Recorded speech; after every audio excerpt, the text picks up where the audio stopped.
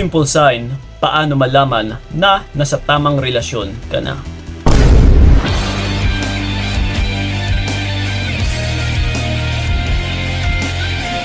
Yun. Well, ito mga utol, ginawa natin yung video na ito kasi marami-rami din yung nagtatanong na Kuya Kiko, paano ko ba malaman na nasa tamang tao na ako or nasa tamang relasyon na ba ako? Or kung totoo nga bang minamahal ako ng partner ko? No? Isa talaga ito sa katanungan ng karamihan. At pinaka-common talaga ito na tanong din. So ngayon, ito sasagutin natin sa video na ito. So, kung nasa situation ka man sa ngayon na nahihirapan, naguguluhan or nagdadalawang isip, kung minamahal ka nga ba ng partner mo o baka pinaglalaroan ka lang. So sa video na ito ay masasagot mo natin yan, yung katanungan na yan. So ito, diretsahang sagot. Simple as, no? Sa pamagat pa nga lang natin ay simple sign. Simpleng sinyalis lang na mararamdaman mo talaga utol. Walang iba kapag meron kang peace of mind. Yun lang. Tapos na. Okay? Babush! Hindi. Ganito. Kailangan pa natin itong i-explain eh. Kasi sa karamihan din or sa iba, akala nila is ito na yung pinaka peace of mind nila. Kahit may konting sablay, kaguluhan, at saka parang ginagawa kasing normal eh, or nino-normalize na ng karamihan. So but, kung naranasan nyo kasi yung isang relasyon na meron talagang peace of mind, may kapayapaan, yung tipong parang kung ano yung nararamdaman niya ay same na kung ano din yung nararamdaman mo. Pareho. No, halos parang magka-match kayo. Yung energy, yung chemistry, yung daloy, na parang siya na yung soulmate mo. Iba kasi utol kapag yun ang nararamdaman mo. No, so wag po tayong maging makontento na away-bate. Kuya Kiko, okay na sa akin to. Kahit paano is may kapayapaan and this is a peace of mind para na sa akin. Oh, come on, no? So nagbabase lang din ito sa standard mo utol.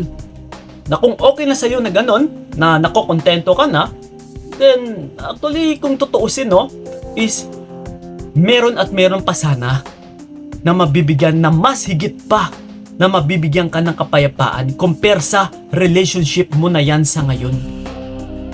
No, hindi lang sa taong yan. Pero dahil takot ka na maghanap ng iba or takot kang mawala siya, is nagiging kontento ka na lang, kumapit, no, na manatili sa relationship na ito. Pero the question is, hanggang kailan? No, hindi ka nga ba talaga nasasaktan? Hindi ka nga ba talaga nahihirapan? Binibigyan ka ba talaga niya ng peace of mind? Hindi pa talaga nasisira yung inner peace mo? Yes. Kasi, para sa atin, even me, no, akala ko dati is okay na yung karelasyon ko. Okay na yung relationship ko. Nakala ko, yun na yung pinaka-peaceful, no, na pagmamahalan or relasyon na napagdaanan ko. So, ito nga, no, kinikwento ko sa inyo kasi gusto ko lang i-share na bukod sa nararamdaman or bukod sa mga nararanasan ninyo sa mga partner ninyo na akala ninyo ay kapayapaan na, is meron at meron pa pala. Yeah. Na kung maranasan mo ito utol, mapapasabi ka na lang talaga na, uy, akala ko noon is yun na yung pinaka-okay. Akala ko siya na talaga. Akala ko yun na yung pinakamasayang relationship na makakamit ko. Yung pala is meron at meron pa pala. No? Diyan nga natin kung minsan naririnig na mas makakahanap ka pa ng much better. No? Pangit naman na kakahiwalay mo lang or yung ipinagpalit mo sa partner mo or sa ex mo is hindi naman better, no? Kundi kung baka low grade pa or mga low class pa na mga partner. So, parang hindi naman maganda or hindi kaya-aya. So, much better talaga na much better din talaga yung ipinagpalit mo. At saka dyan mo talaga masasabi na, uy, meron pa palang mas matiwasay, mas mapayapa, mas may happiness or mas may masaya pa palang relationship compare sa nakaraan or compare sa ex ko na yun. So, yun.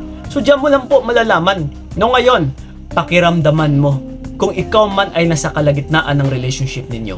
Itanong mo ito sa iyong sarili. Mapayapa ka ba? Nakakatulog ka ba ng mahimbing? Hindi ka ba nababaliwala? Hindi ka ba napapraning? Hindi ka ba nababalisa? No? Nakakain ka ba ng maayos? Nakakapagtrabaho ka ba ng maayos? Nakakapag-focus ka ba ng maayos sa iyong gawain? Dyan mo lang malalaman ito, utol.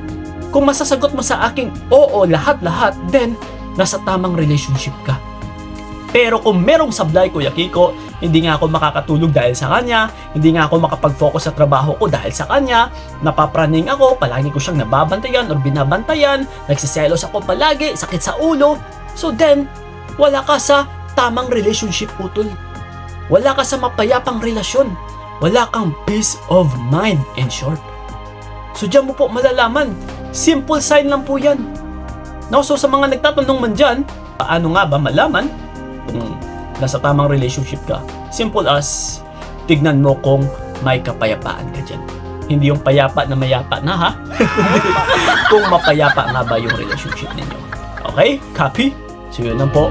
Maraming salamat. So ingat kayo. God bless and babush! Binigay ko lahat para wala kang masabi.